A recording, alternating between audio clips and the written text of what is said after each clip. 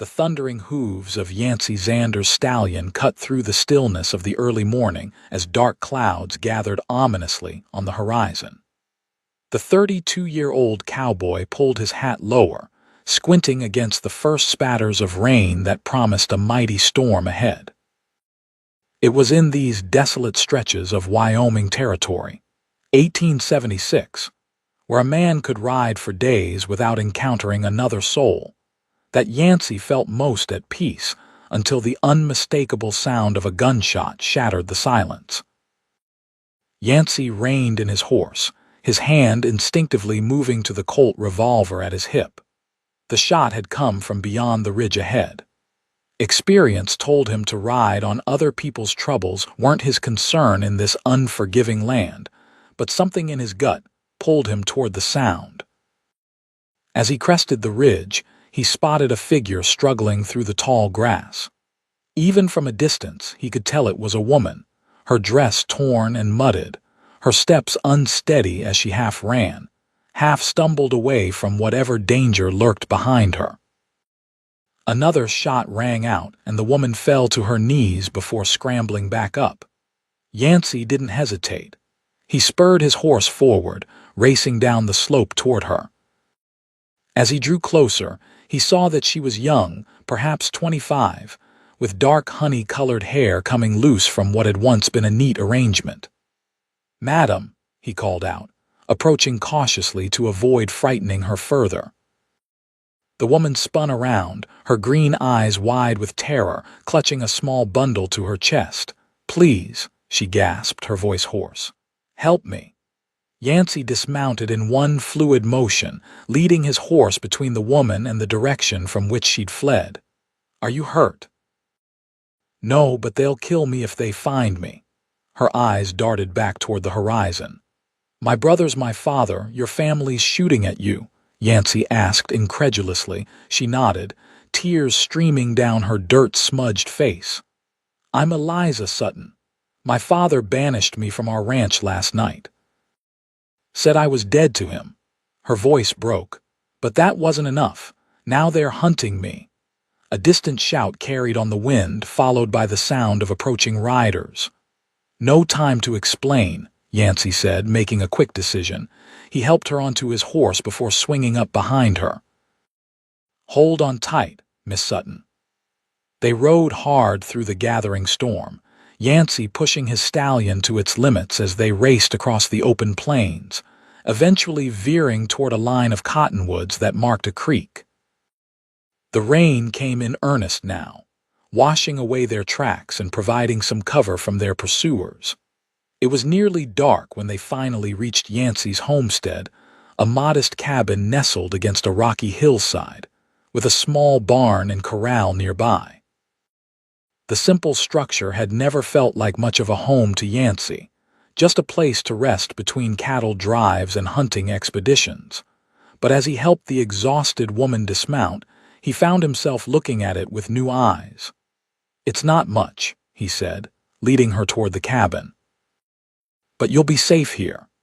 Inside, he quickly built a fire in the stone fireplace while Eliza stood dripping and shivering near the door, still clutching her bundle. "Here," he said, handing her a worn but clean shirt and trousers. "Change into these while I tend to the horse. There's a screen in the corner you can use." When Yancey returned from the barn, Eliza was sitting by the fire, dressed in his clothes that swallowed her smaller frame. Her bundle, he now saw, was a small leather satchel and a rifle. "Thank you, mister," she paused, realizing she didn't know his name. "Xander, Yancey Xander." He hung his dripping coat by the door. "But just Yancey will do." "Thank you, Yancey." Her voice was soft, measured, as if she was carefully considering each word. "I'm sorry to bring trouble to your doorstep. Seems to me trouble found you first." He moved to the small kitchen area and began preparing a simple meal. "Care to tell me why your family's trying to kill their own daughter?" Eliza stared into the fire, her hands clasped tightly in her lap. "My father, Jeremiah Sutton, owns the largest cattle ranch in the territory. He's a powerful man and a cruel one." She took a deep breath. 3 days ago, I discovered he'd been rustling cattle from neighboring ranches and changing the brands. When confronted, he admitted it without shame. Yancey's jaw tightened. Cattle thieves were the lowest of the low in his estimation. I threatened to report him to the marshal in town, she continued. That night, I overheard him and my brothers plotting to frame an innocent man for the rustling a young ranch hand who'd been kind to me. Her voice wavered. They were going to kill him and make it look like he'd been caught stealing. So you warned this ranch hand, Yancey guessed, setting a plate of beans and salt pork before her. Eliza nodded. James got away, but my father found out what I'd done. He called me a traitor to the family, said I was banished and would be treated as any rustler would if I ever returned. Her eyes met Yancey's. In these parts, that's a death sentence. And yet they came after you anyway, because I took this. She reached for her satchel and pulled out a leather-bound ledger. His record of all the stolen cattle, which ranches they came from, how much he sold them for, enough evidence to send him to prison. Yancey whistled low. No wonder he wants it back.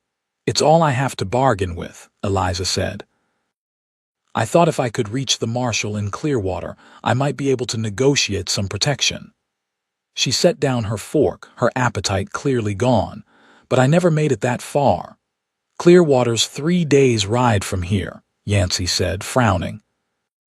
And I reckon your father's men will be watching the trails. I can't stay here, Eliza said, suddenly alarmed. They'll find me and then you'll be in danger too. Miss Sutton. Yancey's voice was firm but gentle. I've faced worse than Jeremiah Sutton and lived to tell about it. This homestead may not look like much, but it's mine, hard-earned and paid for. And what's mine is yours now, for as long as you need it. The simple declaration hung in the air between them. Eliza's eyes widened slightly, not just at the generosity of the offer, but at the conviction behind it. Why would you risk yourself for a stranger? She asked softly. Yancey considered her question as the fire crackled in the hearth. My pa used to say a man's character is measured by what he does when no one's watching. I reckon it's also measured by what he does when someone needs help. He smiled slightly. Besides, I've got no love for cattle thieves, especially ones who turn on their own kin. For the first time since he'd found her, a genuine smile touched Eliza's lips. Thank you, Yancey Zander. I won't forget this. That night, Yancey gave Eliza his bed while he slept on a bedroll by the fire. As the storm raged outside, he lay awake, listening to the rain pound against the roof and thinking about the woman sleeping just a few feet away. There was something about her, a quiet strength beneath the fear and exhaustion that stirred something in him he thought had long gone dormant. Dawn broke clear and cold. Yancey rose early, as was his habit, and found Eliza already awake, attempting to cook breakfast on the cast-iron stove. I hope you don't mind, she said, gesturing to the pan of sizzling bacon. I wanted to be useful. Mind, I can't remember the last time someone cooked for me. He poured them both cups of coffee. How'd you sleep? Better than I expected, she admitted, though I kept hearing noises. Just the wind and the coyotes, Yancey assured her, though he'd spent a good part of the night checking the perimeter of his property. But we should talk about what happens next. Over breakfast, they discussed their options. Clearwater was the nearest town with a proper law office, but it was too obvious a destination. Jeremiah Sutton would surely have men watching the roads. What about Fort Laramie? Eliza suggested. There's an army garrison there. Surely my father wouldn't dare attack a military post. It's further, but you're right, it would be safer. Yancey nodded thoughtfully. We could cut across country, avoid the main trails. Eliza looked up sharply. Yancey, I can't ask you to leave your home. You didn't ask, I'm offering. He leaned forward, his gray eyes serious. Miss Sutton, Eliza, a woman alone, has little chance of making it to Fort Laramie without being caught. But together, we might just pull it off. Eliza studied him, as if trying to read his intentions. Why would you do this? You've already risked enough letting me stay here. Yancey took a long sip of his coffee before answering. 15 years ago, when I was just 17, I witnessed a murder. The killer was the son of the richest man in the territory where I lived then. No one would believe my word against his. His expression darkened with the memory. I tried to get justice, but instead I became the hunted, had to flee with just the clothes on my back. What happened? Eliza asked softly. An old trapper found me half dead in the mountains, took me in, taught me how to survive. Yancey's eyes met hers. I never forgot what it felt like to be alone with no one to turn to. I swore if I ever had the chance to be that person for someone else, I would. Eliza reached across the table and briefly touched his hand, a gesture so unexpected that Yancey nearly started. Thank you for sharing that. And for understanding. They spent the day preparing for the journey. Yancey had a second horse, a sturdy mare he used as a pack horse on longer trips that Eliza could ride. They packed provisions, ammunition, and a few spare clothes. Yancey showed Eliza how to reload his spare revolver, impressed by how quickly she picked it up. My mother taught me to shoot before she died, Eliza explained, checking the cylinder with practiced ease. She said a woman on the frontier needed to know how to protect herself. Wise woman, Yancey commented. She was nothing like my father. Eliza's expression clouded. Sometimes I wonder how they ever came to be married. How did they? Yancey asked, curious about the family that had produced such a contradictory daughter, part genteel lady, part frontier survivor. Eliza sighed, setting down the revolver. My mother was from Boston originally, a schoolteacher who came west with dreams of adventure. My father was charming back then, by all accounts. He courted her properly, promised her the world. Her mouth twisted in a bitter smile. But once they were married and isolated at the ranch, his true nature emerged. He became controlling, then cruel. Did he hurt her? Yancey asked quietly. Eliza nodded, her eyes distant. She endured it for years for my sake, taught me in secret to be strong, to think for myself. When she died of fever 6 years ago, her last words to me were, "Find your own way, Eliza. Don't let him break you." Yancey felt a surge of admiration for both Eliza and the mother who had instilled such resilience in her daughter. She'd be proud of you standing up to him. I hope so, Eliza whispered. I've been trying to find the courage to leave for years. I just never imagined it would happen like this. As night fell, Yancey suggested they leave before dawn, using the darkness as cover. He took the first watch while Eliza tried to rest, but he could tell from her restless movements that sleep eluded her. Can't sleep? He asked softly after an hour had passed. Eliza sat up on the bed. Every time I close my eyes, I see my father's face when he told me I was dead to him. She hugged her knees to her chest. He meant it, Yancey. In that moment, I wasn't his daughter anymore. I was just an obstacle to be removed. Yancey moved from his position by the window to sit on the edge of the bed. Some men don't deserve to be fathers, he said gently. What matters now is that you're free of him. Am I? She looked up, vulnerability clear in her expression. I feel like I'll never be free as long as he's hunting me. Then we make sure he can't hunt you anymore. Yancey's voice was resolute. Once that ledger is in the right hands, he'll be the one running. Eliza reached out impulsively and took his hand. I'm glad it was you who found me, Yancey Zander. The simple touch sent an unexpected warmth through Yancey's chest. He'd spent so many years alone, avoiding attachments, that he'd almost forgotten what it felt like to connect with another person.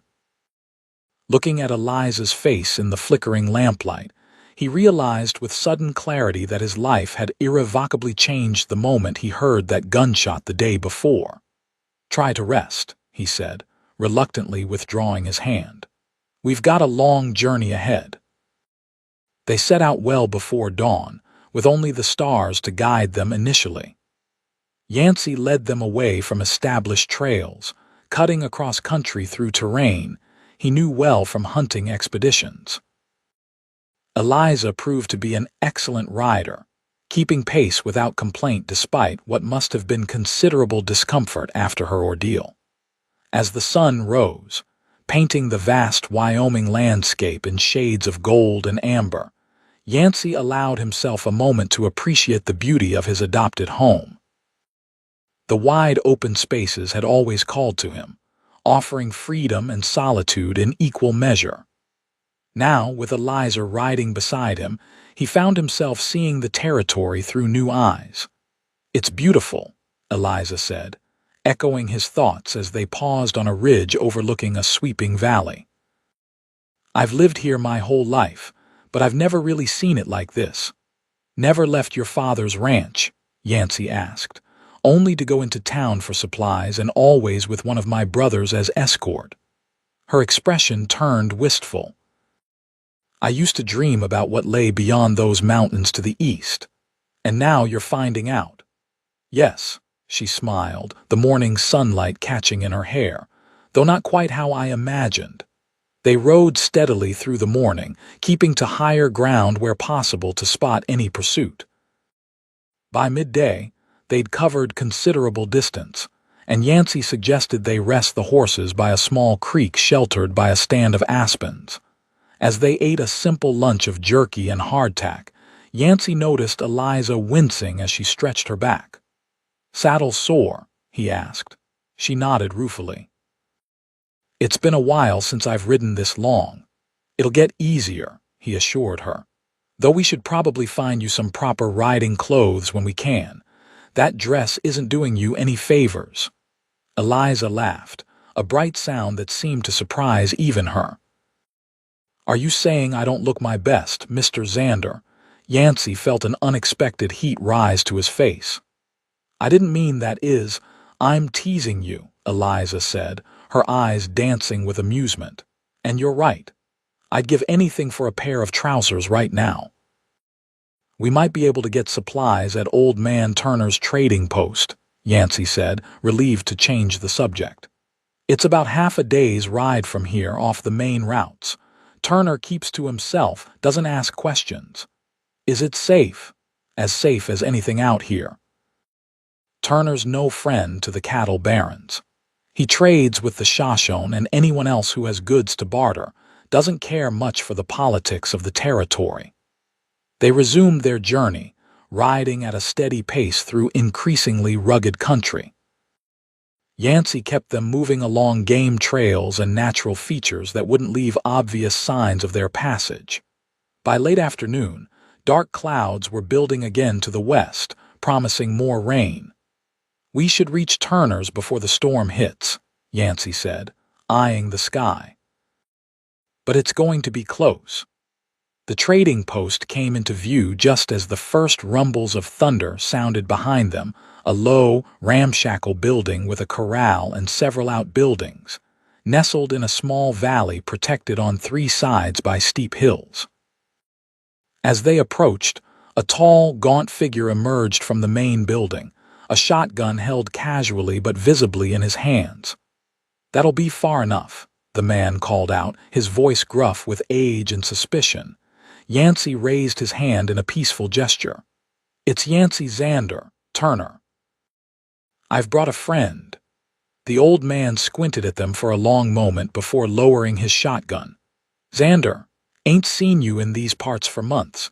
Thought maybe the wolves got you." "Not yet," Yancey replied with a slight smile, dismounting and helping Eliza down from her horse. "This is Miss Eliza. We're in need of supplies and a place to weather the storm." Turner's shrewd eyes took in Eliza's disheveled appearance and the way she stayed close to Yancey's side. "Trouble?" he asked simply. "Some," Yancey admitted. "Nothing that'll lead back to you." The old trader nodded slowly. "Reckon I can spare a corner of the barn for you and your horses. Got some stew on the fire, too, if you're hungry." "Much obliged," Yancey said sincerely. Inside the trading post, which doubled as Turner's living quarters, They found a surprisingly cozy space filled with an eclectic collection of goods, furs, weapons, tools, and foodstuffs, arranged with no apparent organization on shelves and tables.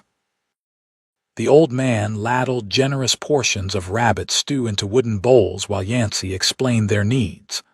Turner nodded toward a corner of the room where clothing hung from pegs. "Got some trousers and shirts might fit the lady," he said.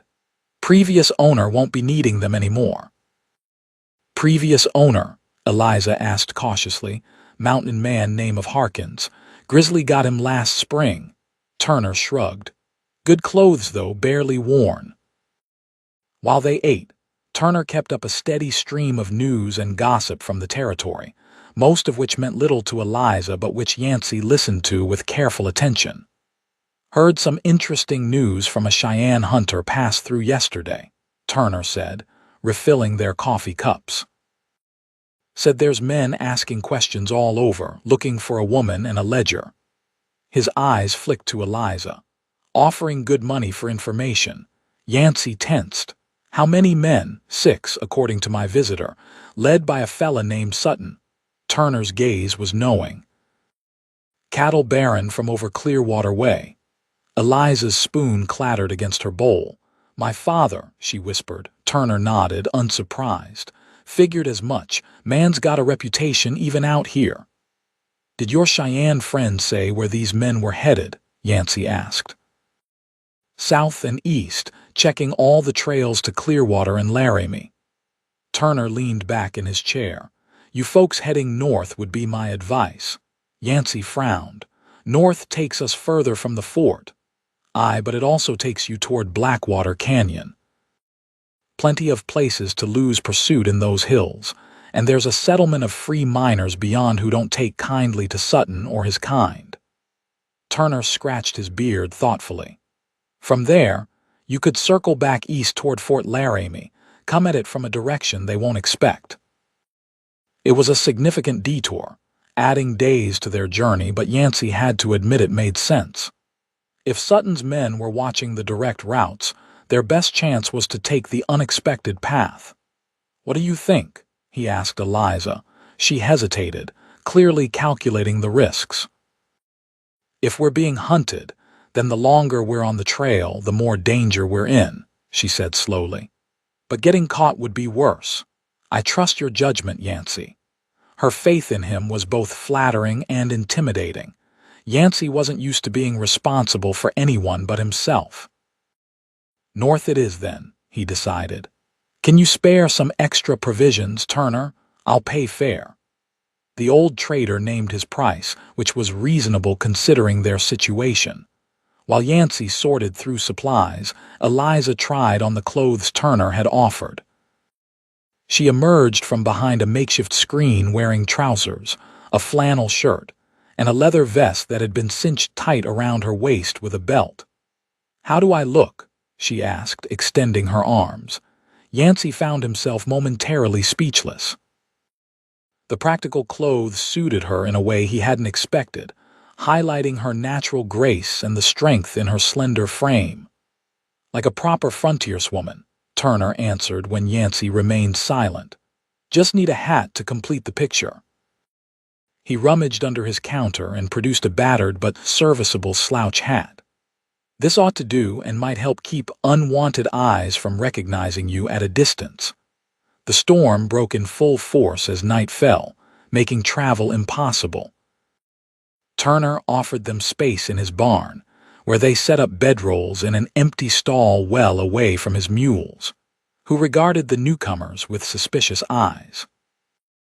The rain drummed on the roof as Yancey and Eliza lay side by side, not touching but close enough that each was acutely aware of the other's presence.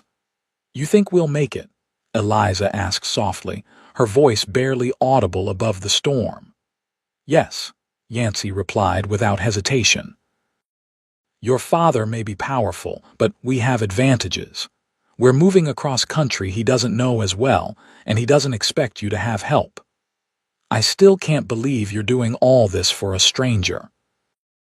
Yancey turned his head to look at her profile in the dim light filtering through cracks in the barn wall. You don't feel like a stranger anymore, Eliza. She turned to meet his gaze, her expression unreadable in the shadows. No, she agreed after a moment. I suppose you don't either. Something shifted between them in that quiet acknowledgement, a recognition that whatever had brought them together, they were now bound by something more than circumstance. Yancey felt an unfamiliar tightness in his chest as he held her gaze, a mixture of protectiveness and another emotion he wasn't ready to name. Try to get some sleep, he said finally, turning away before he could do something foolish like reach for her hand. We've got a long ride ahead. Morning brought clear skies and the opportunity to continue their journey. Turner provided them with a crude map of the Northern Territories, marking the location of Blackwater Canyon and the mining settlement beyond. Watch yourselves through the canyon, he warned as they prepared to leave. It's not just Sutton's men you need to worry about. Place has a reputation for attracting outlaws and deserters looking to disappear. We'll be careful, Yancey assured him, shaking the old trader's hand. Thanks for everything, Turner. One more thing, Turner said, reaching into his pocket. He pulled out a small leather pouch and handed it to Eliza. Dried willow bark.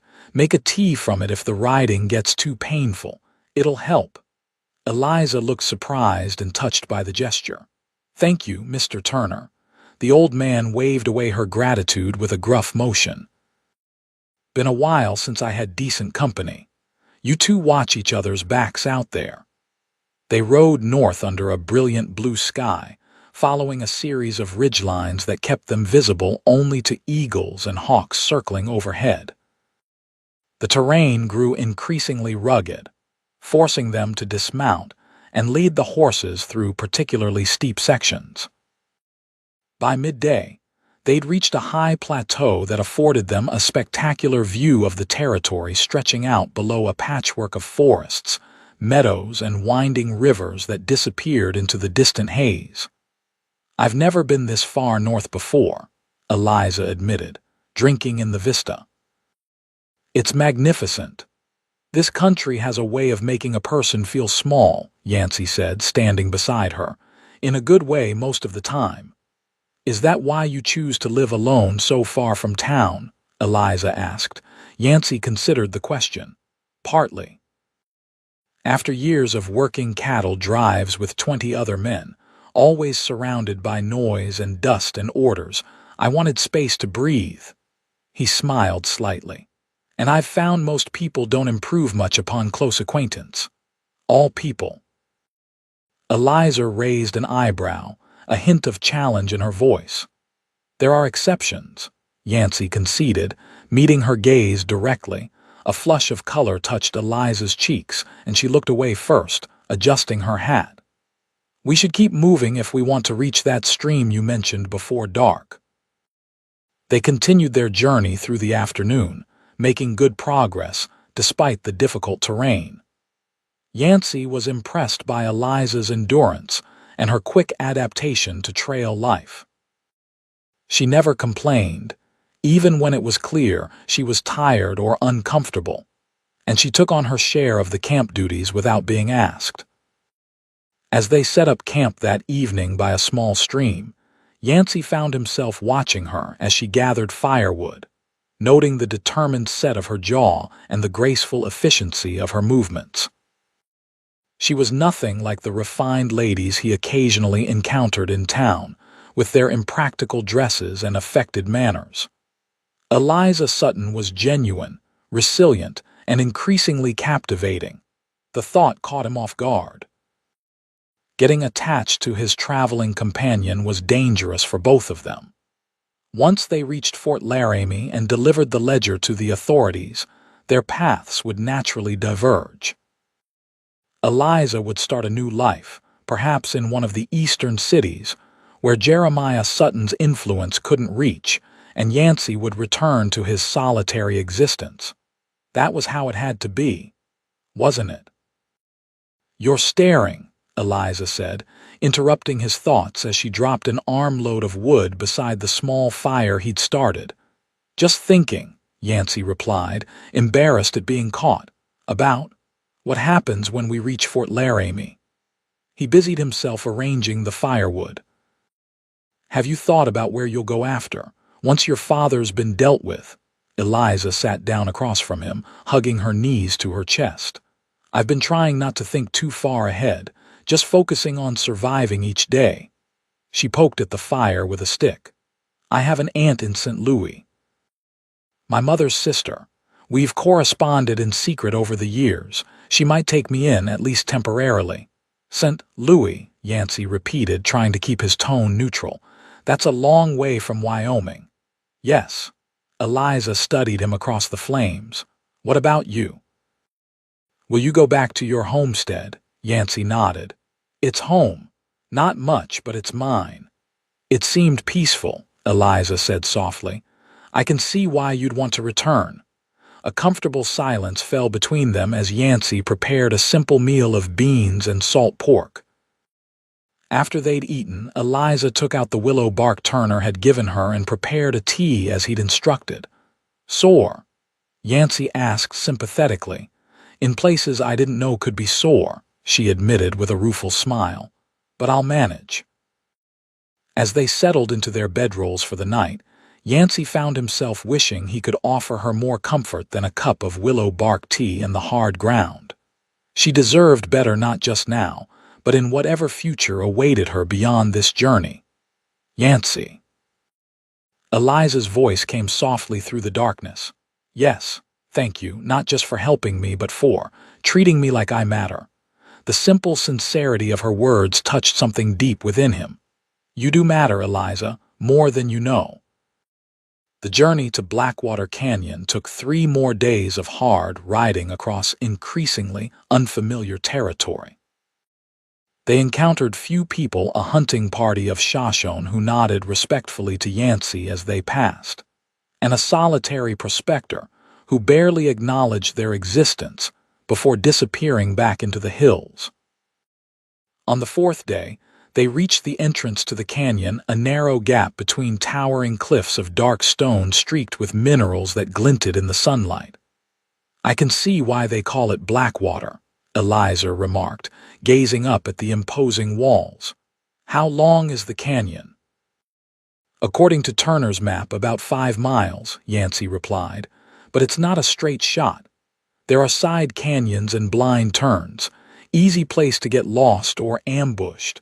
Comforting, Eliza said dryly. Lead on, Mr. Zander. They entered the canyon in single file, Yancey in front with his rifle across his saddle, alert for any sign of danger. The temperature dropped noticeably as they moved deeper into the shadow of the cliffs, and the sounds of their horses' hooves echoed ominously off the stone walls. About a mile in, the canyon widened slightly, revealing a small stream that cut through its center, the water running dark over black stones, giving the place its name. They followed the stream, which provided the only obvious path forward. Keep your eyes up, Yancey advised in a low voice. If there's trouble, it'll come from above. Eliza nodded, her hand resting near the revolver holstered at her hip. She'd grown more comfortable with the weapon over the past days, practicing her draw whenever they stopped to rest.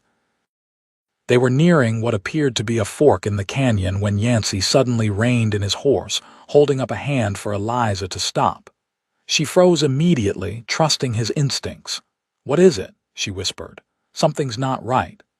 Yancey scanned the cliff faces above them. It's too quiet. No birds, no insects. As if summoned by his words, a voice rang out from above. That's far enough, folks. Yancey's hand moved toward his revolver but froze when he spotted at least 3 rifle barrels protruding from behind rocks on the ridge above. Easy now, the voice continued. We ain't looking for trouble, just a toll for safe passage through our canyon. Your canyon, Yancey called back, his eyes still searching for the speaker. I wasn't aware Blackwater had an owner. A figure stood up from behind a boulder, a bearded man in a battered cavalry hat. Possession's 9/10 of the law out here, friend. and me and my boys possess these parts. What's your toll? Yancey asked, keeping his voice steady despite the anger building inside him. Bandits preying on travelers were the lowest form of coward in his estimation. Well now, that depends. The man's tone turned calculating. For you, maybe that fine rifle and whatever cash you're carrying. For the lady. He paused, his implication clear. Yancey felt Eliza tense beside him. That's not happening, he said, his voice hardening to steel. We'll turn back first. Ain't no turning back, another voice called, and Yancey glanced over his shoulder to see 2 more armed men had appeared behind them, blocking their retreat. Now be smart and hand over your valuables, and maybe we'll let you both walk away. Yancey's mind raced, evaluating their options. They were outnumbered and in a vulnerable position. Fighting would likely get them both killed, but surrendering Eliza to these men was unthinkable.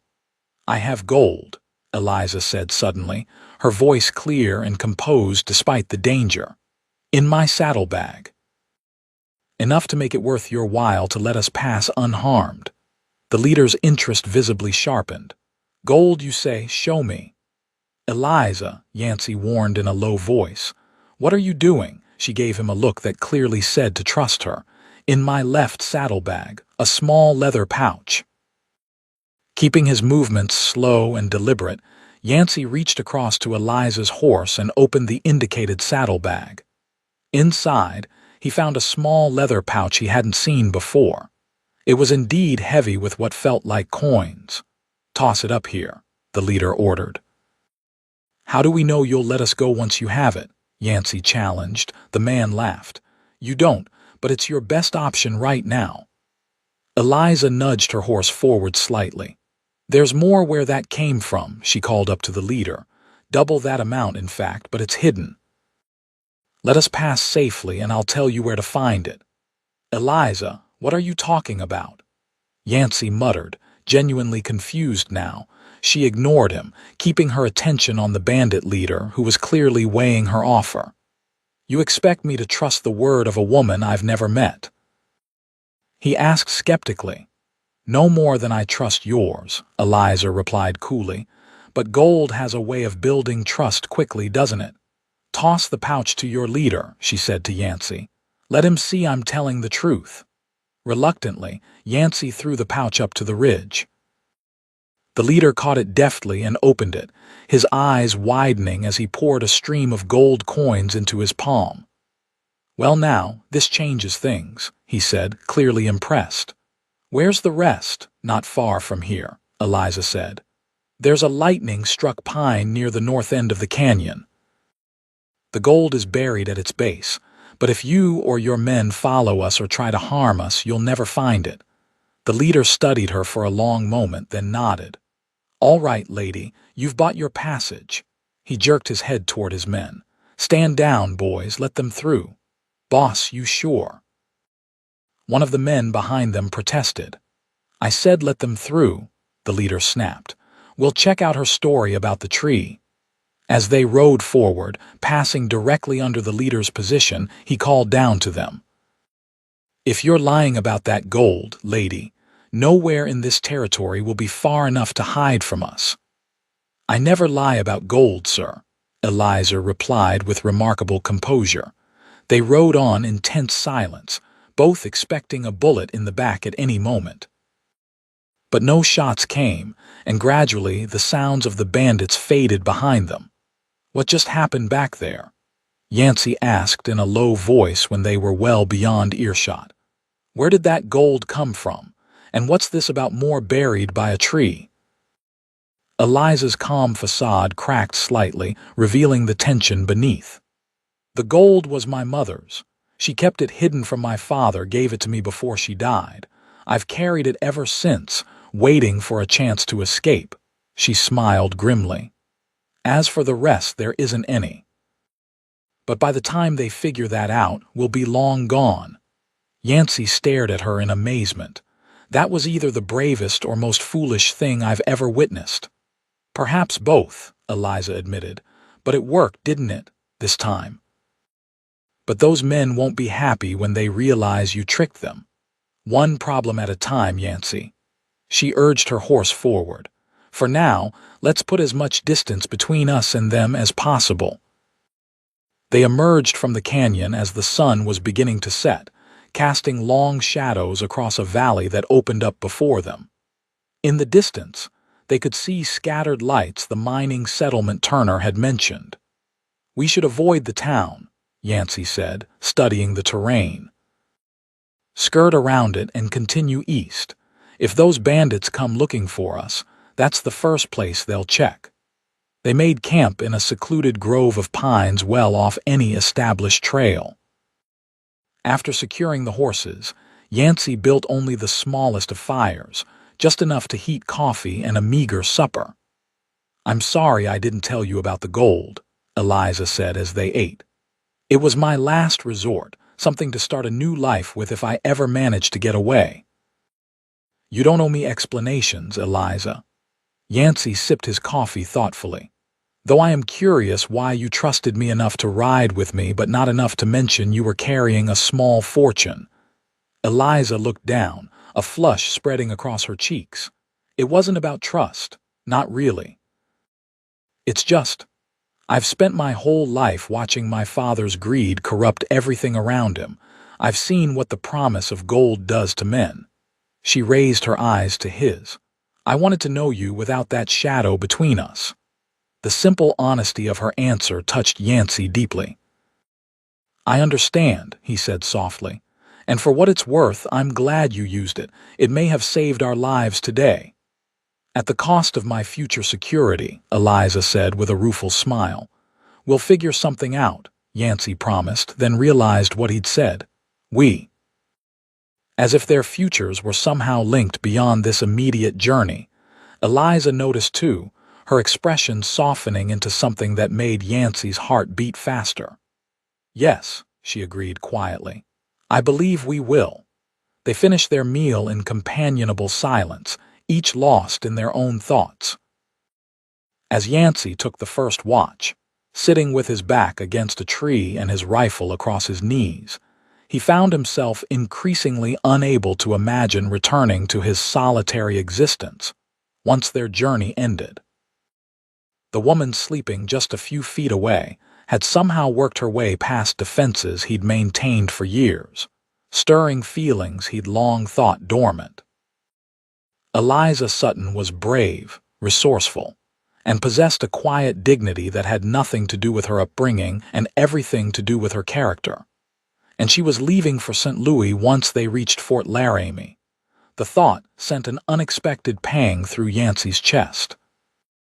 He had no right to feel this way, no claim on her future plans. They'd known each other less than a week. Yet he couldn't deny that something significant had grown between them, something that deserved a name, even if he wasn't ready to speak it aloud. Morning brought a new complication. As Yancey returned from checking the horses, he found Eliza examining the crude map Turner had given them with a worried expression. "What is it?" he asked, setting down the canteen he'd just refilled at a nearby spring. "The route Turner marked," Eliza said, pointing to the map. "It takes us directly across Sutton land." Yancey frowned, leaning over her shoulder to study the parchment. She was right. The most direct route to Fort Laramie from their current position would take them through the northeastern section of her father's vast holdings. "Is there another way?" Eliza asked. Yancey traced alternative routes with his finger. "We could go further north than east, but it would add at least 3 days to our journey, or we could try to slip across at night." "My father has men patrolling the boundaries," Eliza warned. "And they know these lands better than we do." "But they're looking for you on the roads to Clearwater, not coming from the north," Yancey pointed out. "And they're expecting a woman in a dress, not." His eyes took in her transformed appearance, the trousers, vest, and hat that effectively disguised her feminine figure at a distance. Understanding dawned in Eliza's eyes. "You think we could pass as 2 men traveling together?" "From a distance, yes," Yancey said. If we stick to the ridgelines and move fast, we might get across without being spotted at all. Eliza nodded slowly, considering the plan. It's risky, but less risky than adding days to our journey. She folded the map decisively. Let's do it. They set out immediately, pushing their horses at a steady pace across the rolling foothills that gradually descended toward the vast prairie that constituted Sutton Land. By midday, they had reached a vantage point that allowed them to survey the territory ahead, miles of open grassland, dotted with scattered herds of cattle, the distant smudge of ranch buildings just visible on the horizon. That's the North Line camp, Eliza said, pointing to a small cluster of structures about 2 miles distant. They'll have at least 4 men stationed there. Can we go around it? Yancey asked, studying the terrain. Not easily. There's a creek with steep banks just beyond it. The only crossing for miles is right behind those buildings. Yancey considered their options. We could wait until dark, then cross. The men at the line camp will be alert at night. That's when most rustling happens. Eliza bit her lip, thinking. But they might be less vigilant during the afternoon meal. The foreman always insisted on everyone eating together at 3 o'clock. Yancey checked the position of the sun. That's less than an hour from now. We could make it to that stand of cottonwoods by then, he said, indicating a cluster of trees about half a mile from the line camp. Wait there until they are eating, then make our move. The plan was sound in theory. They reached the cottonwoods without incident and secured their horses in a small gully where they wouldn't be easily spotted. From their position, they could see the line camp, clearly 4 horses in the corral and smoke rising from the chimney of the main cabin. At precisely 3 o'clock, a bell rang from the cabin and 2 men who had been working with horses in the corral headed inside. A third man appeared from one of the outbuildings to join them. Now's our chance, Yancey whispered. Let's go. They mounted quickly and set off at a trot, keeping the cottonwoods between themselves and the camp for as long as possible. When they had to cross open ground, they increased their pace, racing toward the creek crossing. They were halfway across when a shout rang out behind them. Riders. Unknown riders crossing. Don't look back, Yancey ordered, spurring his horse faster. Just ride. They thundered across the creek and up the far bank, the shouts growing louder behind them. Yancey risked a glance over his shoulder and saw 3 men on horseback emerging from the camp, still some distance away but closing fast. There's a ravine ahead, Eliza called, pointing to a jagged cut in the landscape about half a mile ahead. If we can reach it, we might lose them. They rode hard, their horses straining with the effort. The ravine loomed closer, promising shelter from both pursuit and the rifle shots that could come at any moment. 50 yards, 30, 10. Suddenly, Eliza's horse stumbled, nearly throwing her from the saddle. She managed to stay mounted, but the horse had clearly injured itself, its gait becoming uneven.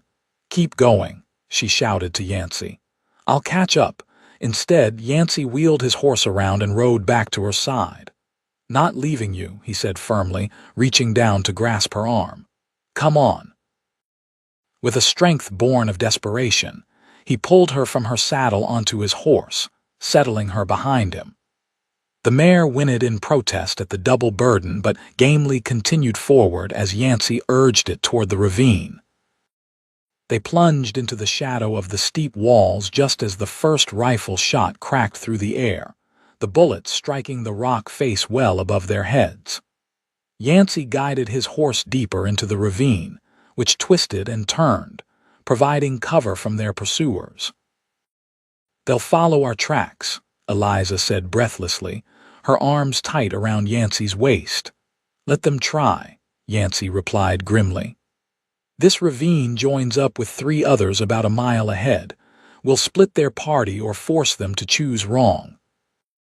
The strategy worked better than they could have hoped. When they reached the junction of the ravines, they took the narrowest and least obvious path, then doubled back through a shallow stream that helped obscure their trail. By the time they emerged from the maze of canyons, the sun was setting and there was no sign of pursuit. "We need to keep moving," Yancey said, aware that his horse was tiring under their combined weight. "Those men will report to your father. He'll know we're heading east." "Wait," Eliza said, pointing to her injured horse, which had followed them despite its injury. "Let me check her leg. She might still be rideable." The mare's leg was swollen but not broken. Eliza applied a poultice from their medical supplies and wrapped it tightly. "She can manage if we go slowly and stick to level ground," she determined. They continued eastward through the night, guided by stars and the waning moon. Neither spoke much, conserving their energy and remaining alert for signs of pursuit. By dawn, they had put considerable distance between themselves and Sutton Land, entering a region of low hills and scattered pine forests. "We should rest the horses," Yancey suggested as they found a small clearing sheltered by pines. "And ourselves." They dismounted, both stiff and sore from the long night's ride. Eliza nearly collapsed as her feet hit the ground, her legs buckling from exhaustion. Yancey caught her, his strong arms supporting her as she found her footing.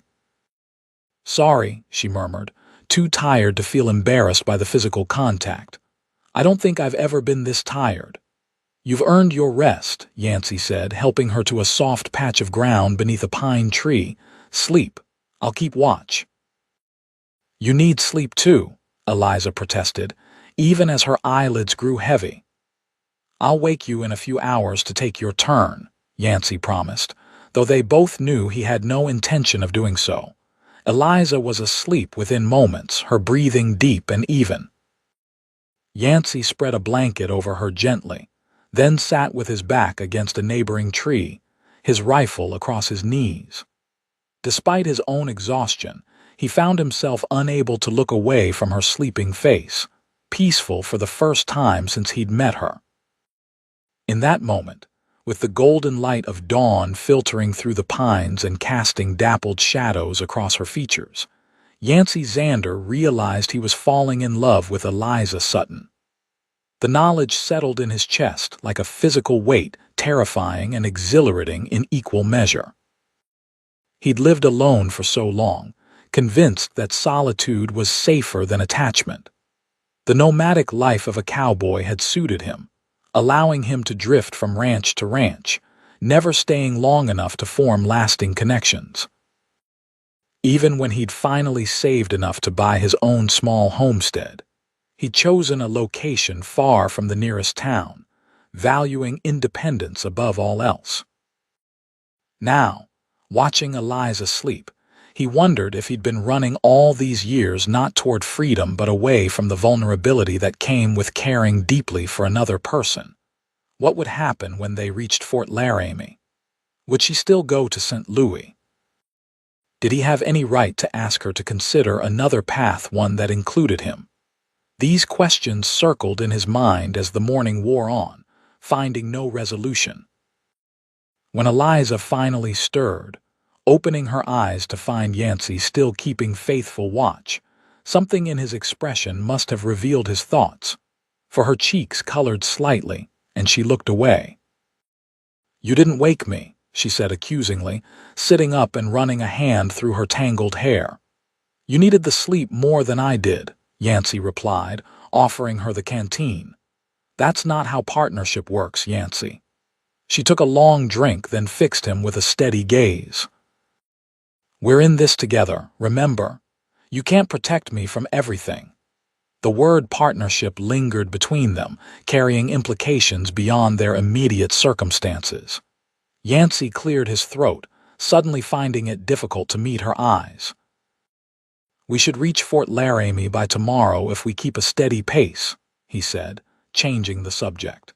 "Your mare seems better after the rest." Eliza allowed the deflection, but Yancey could feel her watching him thoughtfully as they prepared to continue their journey.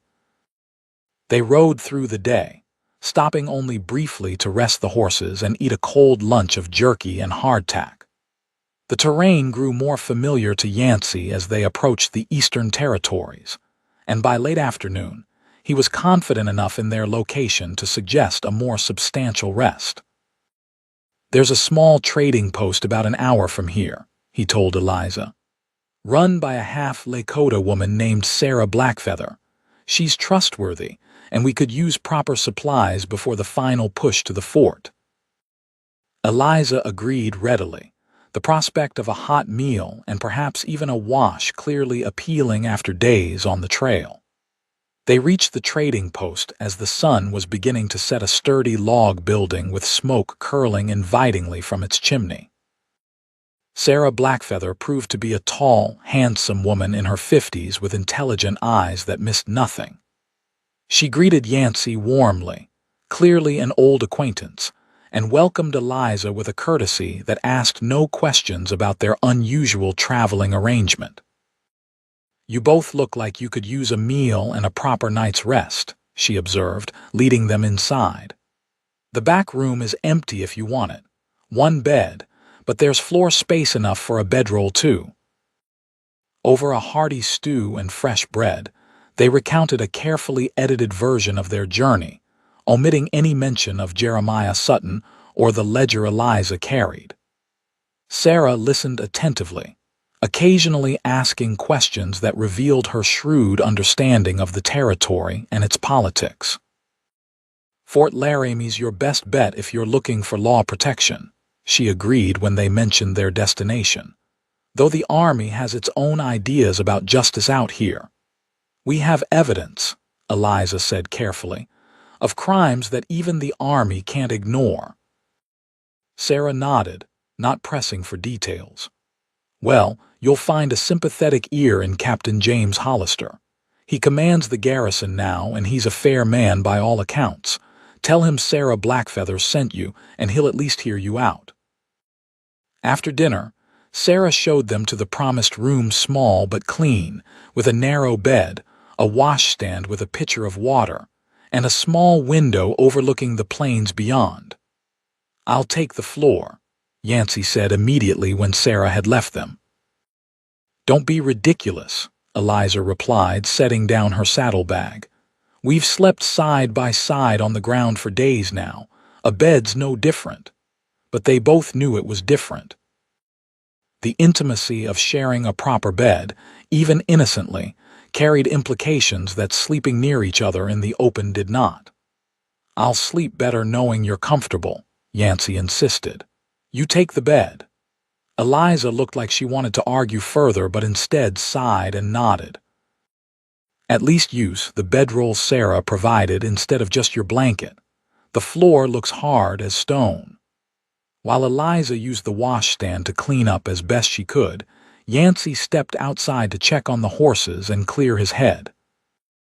The night air was cool and crisp, stars beginning to emerge in the darkening sky. From where he stood, he could see all the way to the distant silhouette of the fort, a dark shape against the horizon. Tomorrow they would reach their destination. Eliza would be safe, her father brought to justice. Their journey together would end, and she would continue on to St. Louis, to a new life far from Wyoming territory. Unless. The thought that had been forming in Yancey's mind throughout the day solidified into resolution. He would speak to her tonight, tell her how he felt, ask her to consider a different future. The worst she could say was no, and at least then he wouldn't spend the rest of his life wondering what might have been.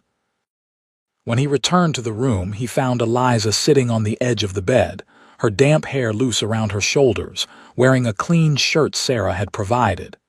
She looked up as he entered, and something in her expression made him pause. "Yancey," she said softly, "we need to talk." He closed the door behind him, his prepared speech suddenly forgotten. "About what?" "About what happens after Fort Laramie." She twisted her hands in her lap. "I've been thinking, so have I," Yancey interrupted, moving to sit beside her on the bed. "Eliza, these past days, please, let me speak first," she said, touching his arm lightly. "I'm not sure I'll have the courage if I don't say this now." Yancey nodded, his heart pounding so loudly he was certain she must hear it. When I first met you, I was running for my life, desperate and alone, Eliza began. You offered me safety without asking anything in return. You risked your life for a stranger, that kind of selflessness. She shook her head in wonder. I've never known anyone like you, Yancey Zander. Eliza, I don't want to go to St. Louis, she continued, her green eyes meeting his directly. I thought I did, but these days on the trail, seeing this country through your eyes, it's changed me. Or maybe it's revealed who I truly am beneath the fear my father instilled. Hope blossomed in Yancey's chest, but he kept his expression neutral, afraid to assume too much. What are you saying? I'm saying I want to stay in Wyoming territory, build a life here. Her voice dropped to little more than a whisper. With you, if you'll have me. For a moment, Yancey couldn't speak, overwhelmed by emotions he'd spent years suppressing. Then, slowly, he reached out to take her hand in his. I was coming back to ask you the same thing, he said, his voice rough with feeling. To stay, to give us a chance to see what this could become. He squeezed her hand gently. Eliza Sutton, I think I've been waiting for you my whole life without knowing it. Her eyes filled with tears, but she was smiling. Even though I bring trouble, even though my father may never stop looking for me, especially because of that, Yancey said firmly. Because you had every reason to break, and instead you found the courage to fight. He lifted his free hand to brush a tear from her cheek. I admire you, Eliza, and I'm falling in love with you. I know it's fast, not too fast, she interrupted, leaning into his touch. Some things don't need time. They just need the right moment, the right person. When Yancey kissed her, it felt like coming home, like finding something precious he hadn't known was missing. Eliza's arms wound around his neck, drawing him closer as she returned the kiss with equal fervor. When they finally broke apart, both breathing heavily, Yancey rested his forehead against hers. Are you sure about this? About me? My homestead is nothing like what you're used to. Eliza laughed softly. What I'm used to is a gilded cage, Yancey. Your homestead felt more like home in one night than my father's ranch did in 25 years. They talked long into the night, making plans, sharing dreams, learning each other's histories in greater detail than their journey had allowed. Yancey told her about his childhood in Missouri, his years as a cattle driver, the slow accumulation of savings that had finally allowed him to buy his own land. Eliza spoke of her mother's quiet strength, the books she'd smuggled into the ranch that had shown Eliza a world beyond her father's control, her secret dream of someday teaching in a frontier school.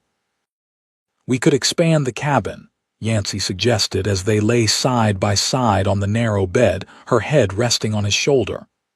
Add another room, a bigger kitchen. And a garden, Eliza added, with vegetables and flowers, maybe some chickens. Anything you want, Yancey promised, kissing her forehead. Once we've dealt with your father, the place is as much yours as mine. They fell asleep, still clothed but wrapped in each other's arms, more peaceful than either had been in years, secure in the knowledge that whatever challenges lay ahead, they would face them together. Morning brought renewed determination. They ate a hearty breakfast provided by Sarah, who looked at their clasped hands and shared glances with knowing approval.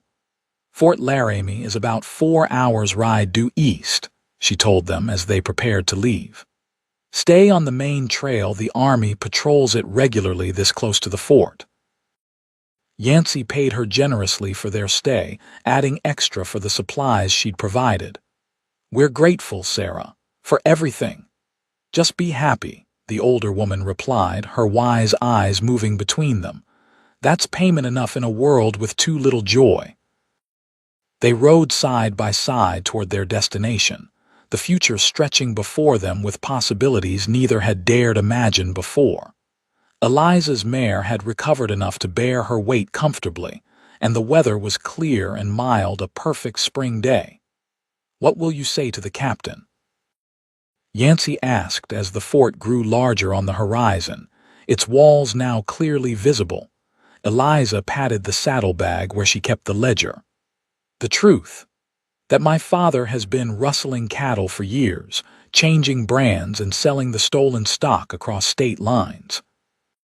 That he was willing to murder an innocent man to protect his operation. She took a deep breath. And that he tried to kill his own daughter when she threatened to expose him. The ledger is solid evidence, Yancey agreed, but your testimony will be what convinces them. I'm not afraid anymore, Eliza said, and Yancey could see the truth of it in her straight shoulders and steady gaze. Whatever happens, we'll face it together. They were less than a mile from the fort when they spotted the dust cloud approaching from the west, at least 6 riders, moving fast. Patrol, Eliza suggested hopefully, though her tense expression suggested she feared otherwise. Yancey shaded his eyes, studying the approaching group. No, Army patrols ride in formation. These men are spread out, riding hard. His hand moved to his rifle. We need to get to the fort. Now. They urged their horses forward, breaking into a gallop toward the safety of Fort Laramie's walls. Behind them, the riders changed course, clearly in pursuit. It's them, Eliza called, looking back. My father's men. I can see Hank Dobson in the lead, his foreman. Yancey glanced back and cursed under his breath. The pursuing riders were gaining on them, their fresher horses eating up the distance. We're not going to outrun them, he said grimly. Not with our horses this tired. Eliza pulled her rifle from its scabbard. Then we make a stand. The fort is close enough that they'll hear gunfire. The patrol might come to investigate. It was their best hope. Yancey led them toward a small rise just off the trail, which would provide some cover and a better position to defend themselves. They dismounted quickly, securing the horses behind the rise. Stay low, Yancey instructed, checking his rifle and revolver. And don't fire unless they come within range. We need to conserve ammunition. Eliza nodded, her face pale but determined as she positioned herself beside him, her own rifle ready. The riders slowed as they approached the rise, spreading out to surround it. There were 7 of them, all armed, all wearing expressions that promised violence. Eliza Sutton. The leader called out a burly man with a thick mustache whom Yancey assumed was the foreman, Dobson. Your father wants a word with you, girl, and that ledger you stole. Tell my father he can speak to me in front of a judge. Eliza shouted back. Dobson laughed, an ugly sound. There won't be any judges involved, Miss Sutton. Your father's mighty upset about your betrayal, but he's willing to be merciful if you hand over that book and come home peaceful-like. We both know that's a lie, Eliza replied steadily. He'll kill me the moment he has the ledger. Have it your way. Dobson signaled to his men, who began to advance slowly. Your friend dies first, then we take you and the book back alive. Your father wants the pleasure of dealing with you himself. That's close enough, Yancey warned, raising his rifle. One of the men fired, the bullet striking the ground just in front of their position. Yancey returned fire, his shot catching the man in the shoulder and knocking him from his horse. The battle erupted in earnest then, bullets flying as Dobson's men sought to flank their position, while Yancey and Eliza held them at bay with carefully placed shots. Eliza proved to be a remarkably steady shot, winging one attacker and driving the others to cover. But they were outnumbered, and despite their defensive position, it was only a matter of time before they were overwhelmed. Yancey was down to his last few rifle rounds, and Eliza's ammunition was similarly depleted. The fort, Yancey said during a brief lull in the firing. They must have heard the shots by now. I don't see any response, Eliza said, peering anxiously toward the distant walls. Maybe they think it's just hunters. The situation was growing desperate. 2 of Dobson's men had worked their way around to their flank, forcing Yancey to divide his attention. A bullet grazed his arm, drawing blood but not seriously wounding him. "Are you hit?" Eliza asked fearfully, noticing his wince. "Just a scratch," Yancey assured her. "Keep firing. Make each shot count." Just when it seemed their position would be overrun, the sound of hoofbeats approached from the east, not the scattered rhythm of individual riders, but the unified thunder of horses moving in formation. "Halt! In the name of the United States Army." A commanding voice rang out. Relief flooded through Yancey as he saw a patrol of at least a dozen soldiers galloping toward them, rifles at the ready. Dobson and his men hesitated, clearly calculating their odds. "Drop your weapons," the officer in charge ordered as the patrol surrounded the area. For a tense moment, Yancey thought Dobson might order his men to fight, but then the foreman slowly raised his hands. His men followed suit, laying down their weapons with obvious reluctance. "What's going on here?" the officer demanded, dismounting to approach their position. Yancey and Eliza emerged cautiously from behind their cover, keeping their own weapons visible but not threatening. "Captain Hollister?" Eliza asked, recognizing the insignia on his uniform. The officer nodded, his expression suspicious. "And who might you be?" "Eliza Sutton. Sarah Blackfeather sent us. We have evidence of serious crimes being committed by my father, Jeremiah Sutton." She indicated the men who had attacked them. "These men work for him. They were sent to kill us and recover the evidence." Captain Hollister's eyebrows rose at the mention of Sarah's name. "Sarah Blackfeather vouches for you. She does," Yancey confirmed. "I'm Yancey Zander. We stayed at her trading post last night." The captain signaled to his men to secure Dobson and the others. "These are serious allegations, Miss Sutton. Jeremiah Sutton is a powerful man in these parts." "I'm aware," Eliza said firmly, "but I have proof." She retrieved the ledger from her saddlebag and handed it to the captain. "This documents years of cattle rustling, including which ranches were targeted and how much profit was made. It's all in my father's handwriting." Captain Hollister flipped through the ledger, his expression growing increasingly grim. "This is substantial evidence," he admitted. "Combined with this unprovoked attack on you both, it certainly warrants investigation." He closed the book and fixed them with a serious look. "I'll need complete statements from both of you, and you'll need to remain at the fort until we can sort this matter out." "We understand," Yancey said, taking Eliza's hand. "We're prepared to do whatever's necessary to see justice done." The captain nodded, then gestured to their horses. "Mount up. You'll be safer within the fort walls. I'll send a detail to escort Mr. Dobson and his men to our stockade." As they rode toward Fort Laramie flanked by Army escorts, Eliza leaned toward Yancey. "We did it," she whispered, her eyes bright with a mixture of relief and lingering tension. "We actually made it. Did you doubt we would?" Yancey asked with a small smile. "Many times," she admitted, "but never when I looked at you." The fort's massive gates swung open to admit them, and for the first time in days, Yancey felt the tight knot of anxiety in his chest begin to loosen. They weren't safe, yet Jeremiah Sutton's influence reached far, and there would surely be further challenges ahead, but they had reached a sanctuary of sorts, a place where the law still held meaning, and more importantly, they had found each other.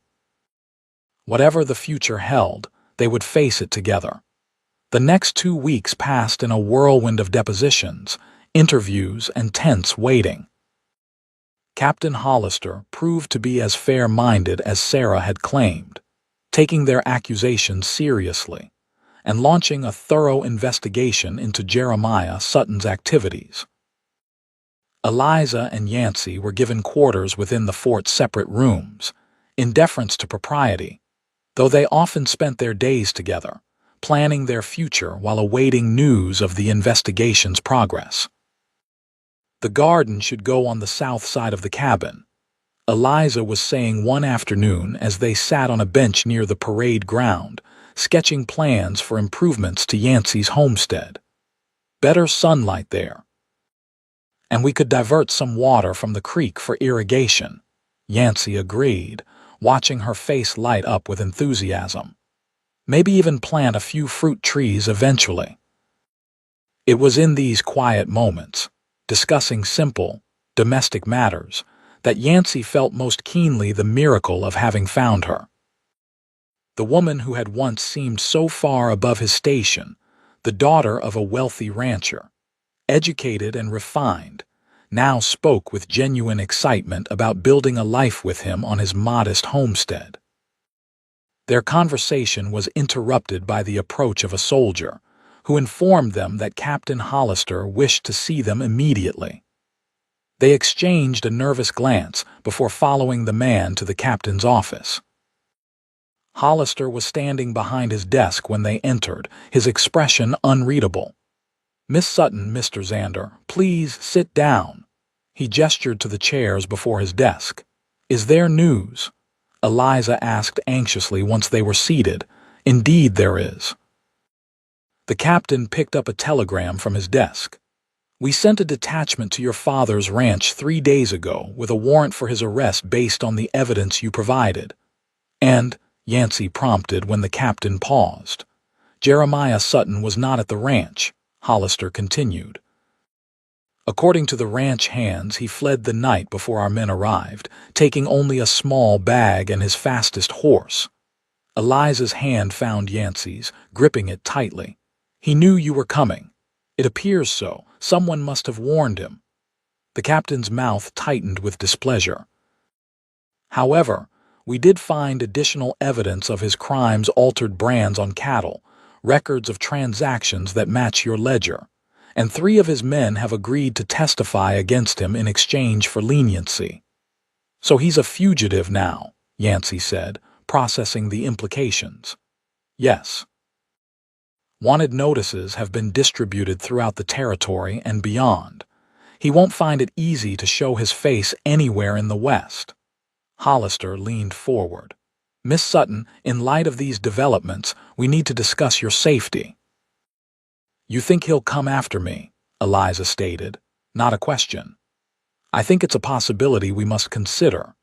Your father has lost everything: his reputation, his ranch, his standing in the community. Men in such positions often seek revenge on those they blame for their downfall." Yancey's protective instinct surged. "What are you suggesting, Captain? The Army can provide an escort to take Miss Sutton to a larger city, Denver perhaps, or even St. Louis, where she would be harder to find and where law enforcement is more established." "No," Eliza said firmly. "I won't be driven from my home, not again, and I won't live in fear of what my father might do." "Eliza," Yancey began cautiously, "the captain may have a point. Just until they catch him, no," she repeated, turning to face him. "Yancey, we've come too far to separate now. Whatever threat my father poses, we'll face it together. I won't let him take anything more from me, especially not you." The conviction in her voice silenced any further protest. Yancey nodded slowly, then turned back to the captain. "We appreciate the offer, but Miss Sutton has made her decision. We'll take precautions, but we won't run." Captain Hollister studied them both for a long moment, then nodded. "Very well. I can't force you to accept protection." He stood, signaling the end of the meeting. "The ranch will be held in trust pending your father's capture and trial. As his only heir, Miss Sutton, you'll have a claim to the property, though there may be complications given the circumstances." "I don't want it," Eliza said immediately. "Let it be sold and the proceeds used to compensate the ranchers he stole from. I want nothing of his." The captain looked surprised but nodded. "That's unusually generous, but it can be arranged through the territorial courts." He extended his hand. "You're both free to leave the fort whenever you wish, though I'd advise waiting a few more days while we complete some additional security sweeps of the area." They agreed to remain at the fort for 3 more days, using the time to gather supplies for their return journey to Yancey's homestead. The army quartermaster was persuaded to sell them a sturdy wagon and team, which they loaded with provisions, tools, and materials for the improvements they planned to make to the cabin. On the morning of their departure, Captain Hollister himself came to see them off, accompanied by a small detachment of soldiers.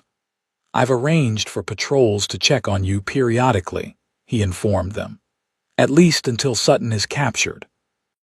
"Thank you, Captain," Yancey said, shaking the man's hand, "for everything." Hollister nodded, then turned to Eliza. "Miss Sutton, your courage in coming forward has already led to the arrest of several men involved in rustling operations throughout the territory. Whatever else happens, know that you've done a great service to honest ranchers everywhere." Eliza smiled, though her eyes remained serious. "I only did what my mother would have expected of me, Captain, but thank you." With final farewells exchanged, they set out on the journey back to Yancey's homestead, traveling at the sedate pace dictated by their loaded wagon. The soldiers escorted them for the first day, then reluctantly turned back to their duties at the fort, leaving Yancey and Eliza to continue alone. "Strange to be traveling without being pursued," Eliza remarked as they made camp that evening. "I keep expecting to hear hoofbeats behind us." "Old habits," Yancey said, building a fire larger than they would have dared during their flight to the fort. "But we're just ordinary travelers now, heading home." Home. The word hung between them, weighted with promise and meaning. Eliza moved to sit beside him as the flames grew, leaning against his shoulder. "You think he'll really come after us?" she asked quietly. Yancey considered the question seriously. "I think your father is a proud man who's lost everything. That makes him dangerous." He put his arm around her shoulders. "But we'll be prepared, Eliza, and he's just one man running for his life. His priorities may be survival, not revenge." She nodded, accepting his assessment. "When we get back, I was thinking I might apply for the teaching position in Clearwater. The captain mentioned they're looking for a schoolmistress." "You'd make a fine teacher," Yancey said with genuine admiration. "Though Clearwater's a fair ride from the homestead." 3 hours each way, Eliza acknowledged, "but only 5 days a week, and it would bring in steady money while we build up the ranch." Her practical planning touched him deeply. Unlike many women of her background, Eliza understood the realities of frontier economics, the need for multiple income sources, the value of education and skills beyond manual labor. "I've been thinking too," Yancey said, "about expanding the herd. Starting with just 20 head or so, but building slowly. There's good grazing land beyond the creek that I've never utilized properly." "A real ranch," Eliza said with a smile. "Small, but ours." "Ours," Yancey agreed, the word feeling right in his mouth. "Which reminds me." He reached into his coat pocket and withdrew a small object wrapped in cloth. "I got this at the fort. It's not fancy, and if you'd prefer something else when we can get to a proper town," Eliza unwrapped the cloth to reveal a simple silver ring, unadorned but beautifully crafted. Her breath caught. "Yancey." "I know it's fast," he said quickly, "and I know we've only known each other a short time, but I also know with absolute certainty that I love you, Eliza Sutton, and I want to build a life with you, so I'm asking, will you marry me?" Eliza's eyes filled with tears as she looked from the ring to his face. "Yes," she whispered. "Oh, Yancey, yes." She threw her arms around his neck, nearly knocking him backward with the force of her embrace. Yancey held her tightly, his heart so full it felt it might burst from his chest. When they finally separated, he slid the ring onto her finger with hands that trembled slightly. It fit perfectly, as if meant for her all along. "We can be married in Clearwater," Eliza said, admiring the simple band. "There's a preacher there, or at Fort Laramie if you prefer." "Wherever you want," Yancey said, "though sooner rather than later, I hope." Eliza's smile turned mischievous. "Eager, Mr. Zander, to call you my wife." "Yes, very." He kissed her then, a lingering kiss that promised more once they had the privacy and security of their home. The journey back to the homestead took 4 days, each mile bringing a greater sense of anticipation and possibility. When they finally crested the rise that revealed the small cabin nestled against its hillside, Yancey felt Eliza tense beside him on the wagon seat. "What's wrong?" he asked, immediately alert for danger. "Nothing," she assured him, though her voice was thick with emotion. "It's just seeing it again, knowing it's going to be our home. It suddenly feels real in a way it didn't before." Yancey understood exactly what she meant. The modest cabin he'd built with his own hands, which had always seemed merely a place to rest between journeys, now represented something far more significant, a foundation for their shared future. They approached cautiously, Yancey insisting on checking the cabin and outbuildings thoroughly before allowing Eliza to dismount from the wagon. Everything was as they had left it, undisturbed except for a family of mice that had taken up residence in the kitchen cupboard. "First order of business, new cupboards with doors the mice can't chew through," Yancey declared as he evicted the small intruders. Eliza laughed, already rolling up her sleeves to help clean the dust and cobwebs that had accumulated during their absence. Together, they made the cabin habitable again, unpacked their supplies, and planned the improvements they would start the next day. As night fell, they sat together on the porch steps, watching the stars emerge in the vast Wyoming sky. Eliza's head rested on Yancey's shoulder, her hand in his, the silver ring catching occasional glints of moonlight. "I used to sit out here alone and wonder if I'd made a mistake," Yancey admitted softly. "Buying this place, trying to make a go of it by myself.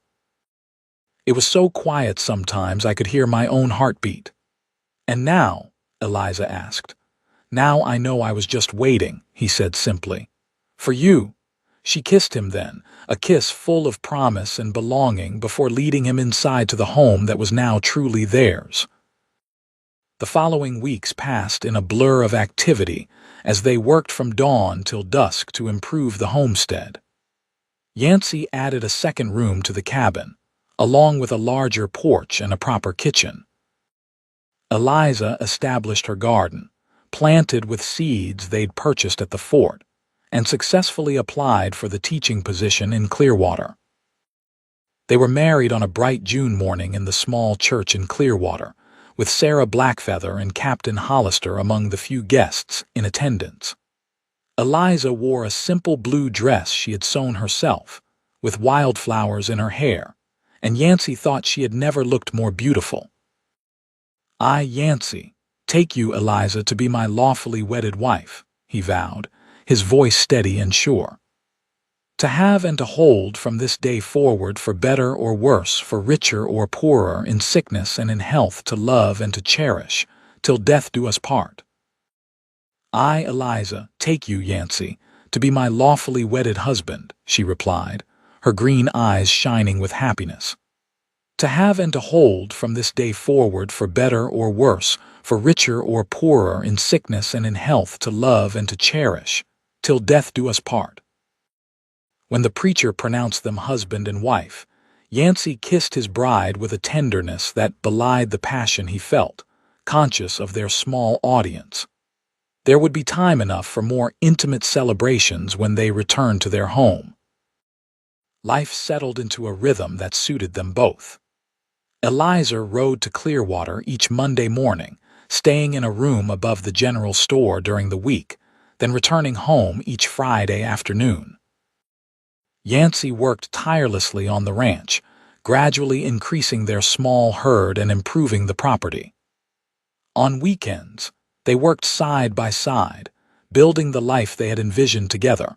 Occasional patrols from Fort Laramie checked on them, bringing news from the wider territory. Jeremiah Sutton remained at large, though sightings had been reported as far away as Colorado and New Mexico. Eliza received these updates with a calmness that impressed Yancey, refusing to allow her father's shadow to darken their happiness. Summer gave way to autumn, and with the changing season came news that caused both joy and renewed vigilance. Eliza was expecting their first child, due in the late spring. "A baby," Yancey said in wonder, his hand gently resting on his wife's still flat stomach. "Our baby. Are you happy?" Eliza asked, though his expression left little doubt. "Happier than I ever thought possible," he assured her, kissing her tenderly. "Though now I have even more reason to worry about your safety.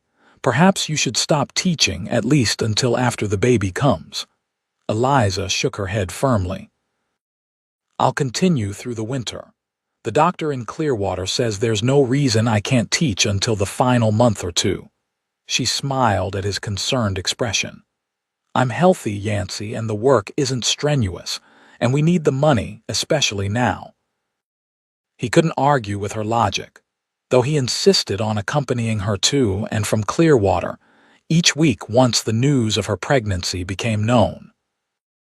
The townsfolk, already fond of their new schoolmistress, were delighted by the prospect of a baby, and Eliza found herself the recipient of handmade blankets, tiny clothes, and endless advice from the mothers of her students. Winter arrived with a vengeance, bringing heavy snow that often made travel to Clearwater impossible. During these weeks, Eliza remained at the homestead, working on preparations for the baby and helping Yancey with the daily chores of ranch life. It was during one such snowbound period in late January that their peaceful existence was shattered. Yancey had gone to check on the cattle, leaving Eliza at the cabin to bake bread and mend clothes. The storm had passed, leaving a pristine white landscape under a clear blue sky. The temperature remained bitterly cold, but the stillness and beauty of the snow-covered plains brought a sense of peace to the ranch. Eliza was humming softly to herself, one hand occasionally resting on her now visible pregnancy, when a noise outside caught her attention. Thinking it was Yancey returning early, she moved to the window, then froze in terror at what she saw. A lone rider was approaching the cabin, his horse moving slowly through the deep snow. Even at a distance, Eliza recognized the upright posture, the set of the shoulders Jeremiah Sutton had found them. Her first instinct was to bar the door, but she knew the cabin's simple locks would provide little protection if her father was determined to enter.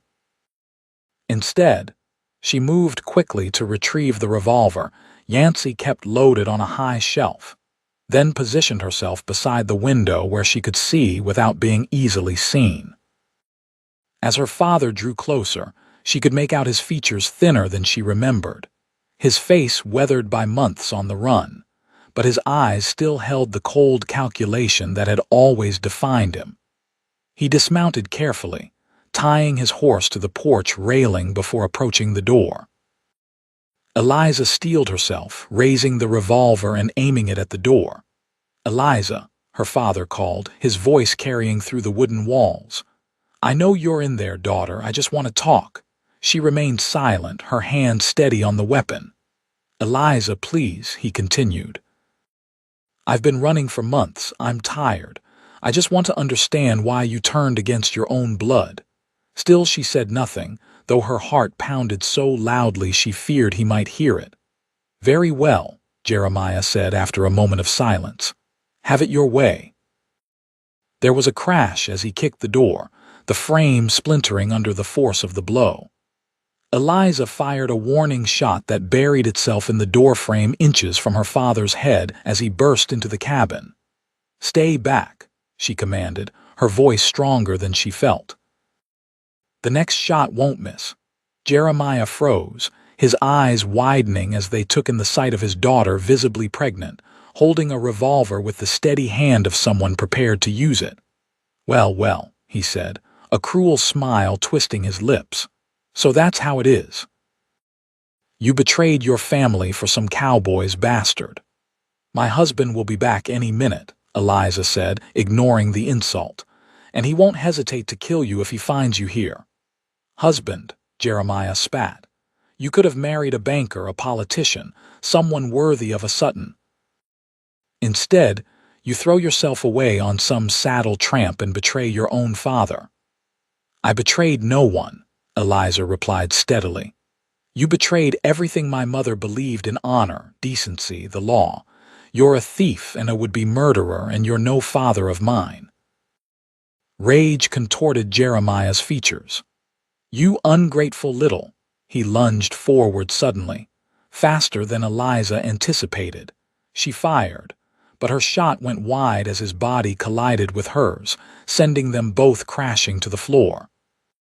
The revolver skittered away as they struggled, Jeremiah's hands closing around her throat. I gave you everything, he snarled, tightening his grip. And this is how you repay me. Eliza fought desperately, clawing at his hands, kicking, struggling to breathe as black spots danced before her eyes. Her pregnancy made her movements awkward, limiting her ability to fight back effectively. Just as consciousness began to fade, the pressure on her throat suddenly released. There was a terrible crack, and her father's eyes went wide with shock. He toppled sideways, revealing Yancey standing in the doorway, a bloodied shovel in his hands. Eliza. Yancey dropped the shovel and rushed to her side, gathering her gently into his arms. Are you hurt? The baby. I'm all right, she gasped, rubbing her bruised throat. We both are. Her eyes moved to her father's still form. Is he unconscious, not dead? Yancey said grimly, helping her to a chair before checking Jeremiah's pulse. Though he'll have a headache to remember when he wakes up. How did you know? Eliza asked as Yancey used rope from the barn to bind her father's hands and feet. I saw his tracks in the snow crossing our property, Yancey explained, his voice tight with controlled fury. Recognized the horseshoe's custom work from back east. I came as fast as I could. He knelt before her, taking her hands in his. I'm so sorry, Eliza, I should have been here. You came when it mattered most, she assured him, squeezing his hands. What do we do now? Yancey glanced at the unconscious man on their floor.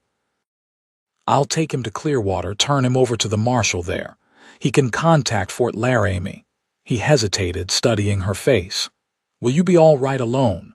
I don't want to leave you, but I'll be fine, Eliza said firmly.